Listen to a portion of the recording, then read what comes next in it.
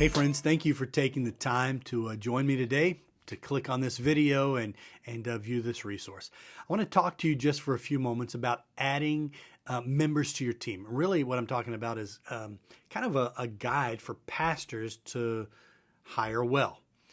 There comes a time in every ministry as things are booming and God's blessing is obvious and his favor is upon your work, that ministry begins to increase. And when that happens, you find yourself maybe spread pretty thin.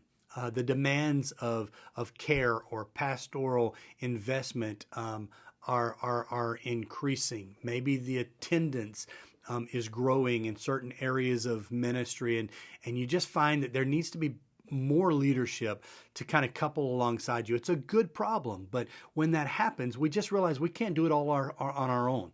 We can't do it by ourselves. We need others. Well, when that happens, it's time to maybe hire.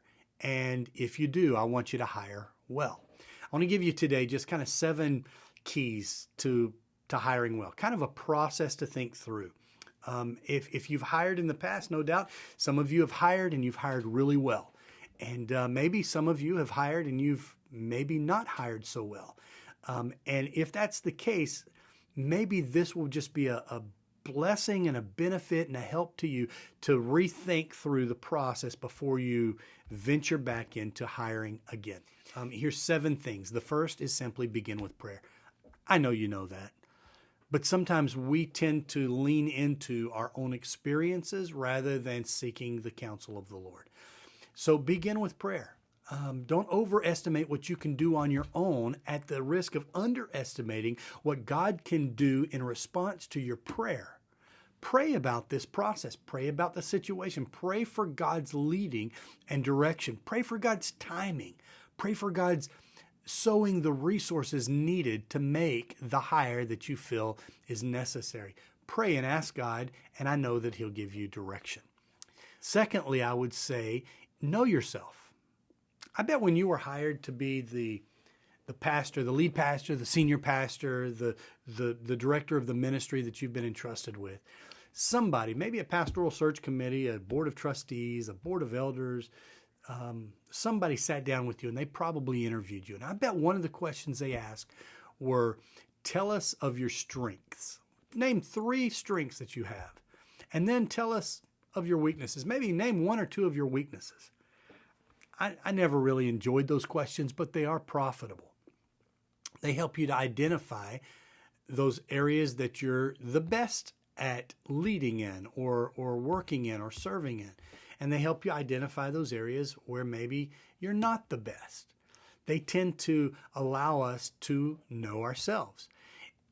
As important as it was when you were hired the first time, it's even more so now, because as the leader, as the pastor, the key under shepherd, under the ultimate shepherd over the flock that's been entrusted to you, you need to staff not for preference, but rather for weakness. So when you know where your strengths are, you don't need to hire somebody who does exactly what you do, who thinks like you do, who sees as you see. You need to hire somebody who complements where you're standing.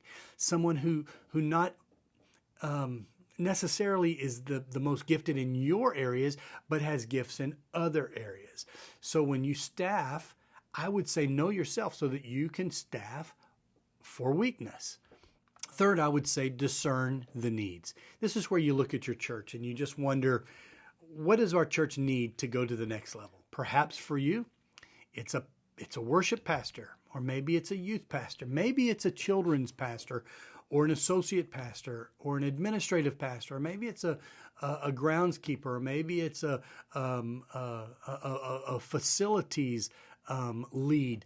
Whatever it is, discern what that need is, and then attach the process of hiring to that area of ministry and hire well.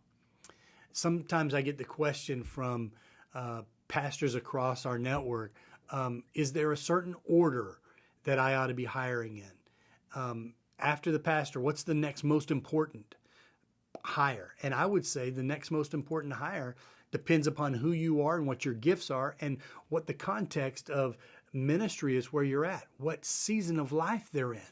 So give thought to what the greatest need is. Discern the need. Fourth, I would say prepare your church. Prepare your leadership team, prepare your staff, prepare the congregation for a hire. Hiring somebody is change, and change is never easy. Change always brings about ripples, like dropping a rock into a pond. There are going to be ripples from that decision. So make sure that you've prepared those who are around you for the addition to the team. For a group of elders or board members or trustees, I think the preparation side needs to be to recognize the polity of which you're operating in. What do your bylaws say? Who gets to hire and when do you hire, and what's the process look like? Maybe as the pastor, you get to field your team, but somebody else is determining the budget. If that's the case, make sure you clear things with them and talk with them and work through the system. Don't work around it. Navigating and bypassing systems only creates distrust. So cast vision, cast it often. Bill Hybels says vision leaks, so you got to talk about the vision, why we're moving this direction, why it's important, why we need somebody else to help us. Do that often and always. With your staff, I think you need to prepare them too, because the hire of another staff member is going to put some strain on things like calendar and budgets and resources and time, and you need them to be prepared for the addition of somebody else. So talk to them about vision, where we're headed, why we need somebody new, so that when you hire somebody, there's an openness and a willingness to receive them and not a sense of pushback. Fifth, I'd say find the right person. This is not just looking for the best gifts or the most talent, but rather the right fit. Several years ago, I added someone to our team, and when I was going through that process, there was a temptation to call a dear friend from out of state who had just incredible gifts. I brought them in for a weekend, and as they began to be interviewed, and then they on the weekend used their ministry gifts to lead and do different things. We later met with our own staff and spent time together. I noticed that while they had great gifts and they were an incredible leader, they just didn't fit well with the context of our ministry. There was tension. There was something, I couldn't put my finger on it, that just was not healthy along the process. And so I discerned quickly that while they were a great person, if I hire them, I'm going to hinder them from fulfilling their ultimate call, and I'm going to hinder our church because they aren't the right fit. So when you look for the right fit, I think you ought to think about several criteria. One, doctrinally. As a pastor in the Assemblies of God, probably most of you watching this are, you need to make sure that they set in place with the doctrinal standards that we have, doctrinally that they're aligned. So make sure that they're in agreement with the 16 fundamental truths of the Assemblies of God. Make sure they understand and embrace a spirit-empowered approach to ministry. If they hold to a different theological perspective, they may be a great person. They may know the Lord. They may be going to heaven, and you may spend eternity with them. But it doesn't mean they need to be on your staff. Make sure there's doctrinal alignment. In addition, I would say philosophically, make sure they're in alignment. A philosophical alignment would look like this. How do you view ministry? Do they view it the same way? As a pastor, my view of pastoral ministry was that I wasn't called to be the ultimate doer of ministry, but rather the ultimate equipper. I understood Ephesians 4 to be my mandate, that Paul said in Ephesians 4 that I, as a pastor, was a gift to the congregation, and that as that gift, my primary role was to prepare people for acts of ministry, to raise them up and equip them to do ministry unto the Lord. My philosophy then went throughout my staff. Their job was not to be the doers, but rather the equippers, to raise up and to train others.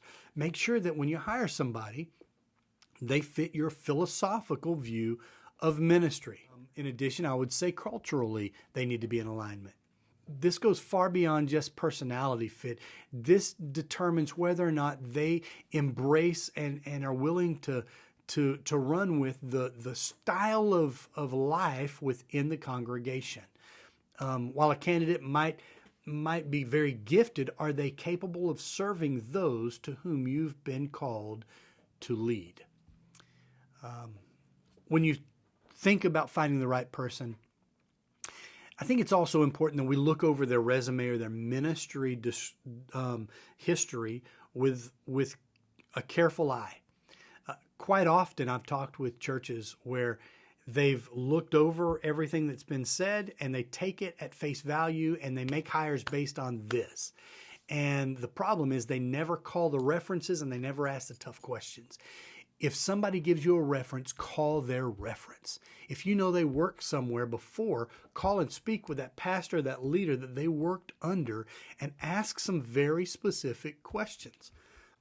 Too often, I think I've received calls from people asking about, as a reference, asking me about someone, and they expect me to just unveil and tell them everything. That's not the way it works. As a pastor, hiring somebody, you be the one to ask the tough questions so they can be honest in their responses. Here's a few areas you ought to talk to them about. Ask them about general character and integrity issues. How long have you known the candidate? In what capacity have you known the candidate? Have you ever considered them to be a person who lacked integrity? Do you think they are a person of integrity? Can you give me examples of that? Have you ever had concerns about their honesty or their work ethic? Talk to them about spiritual and ministry maturity. Maybe say, how would you describe their spiritual life? How would you describe their spiritual maturity? Are they biblically grounded? Are they ready for pastoral care, to offer pastoral care? Why or why not? Talk to them about the team dynamics and the leadership that they've shown. How did they function on your team? Ask that former pastor. How did they handle feedback from you when it was constructive? How did they handle conflict? Did they work with others well? Talk to them about ethic and responsibilities. Were they dependable? Did they show up on time? Did they come to the office prepared? Did they go to ministry opportunities ready? Were they self-motivated? How did they handle busyness in their ministry? Talk to them about their family. How does the spouse view ministry? Are they supportive? Were they supportive? Was there conflict there? Was their home healthy? Do their children love ministry? Do their children love the church? Maybe talk to them about red flags. Would you hire them again? Why or why not? Is there anything that we haven't asked that maybe I should ask? Is there anything you want to tell me about this potential candidate? Look for and hire with care. Find the right person. 6, I would say, take your time. Don't rush through the process just out of desperation. Make hiring intentional and work the process. Pastor Carey Newhoff wisely states, if you're not sure about a candidate, then you're sure, right? So in the process, if you're not certain, don't go ahead and hire them anyway. If you're not certain, if there's a check in your spirit, then move to the next person. Don't make the mistake of hiring wrongly. If you hire well, then you're still going to have challenges, but you're going to see fruit from that. But if you don't hire well, then we need to have another resource video, and it needs to be how to fire well, right? So take your time. Lastly, I would just say stay in step with the Spirit. We began with pray, and now I'm going to say walk with the leading of the Spirit. As the Lord leads you and guides you, trust in Him and follow Him. Scripture says, Scripture says, we make our plans, but the Lord directs our steps. As He's directing, when He shows you the way, be faithful to walk with confidence in that way. When the Lord directs, make bold, confident decisions and move forward. Hey, I hope this has encouraged you. I just by way of parting, let me just remind you that hiring is a process of stewarding. It's about stewardship. So steward your resources, your time, your congregation, and your influence well. Steward well, hire well, and your church will be blessed because of that. Hey, if I can ever help you in any way, please don't hesitate to call me, reach out to me. Let's have a cup of coffee. Let's talk shop. I love you and I bless you. May you hire well. God bless.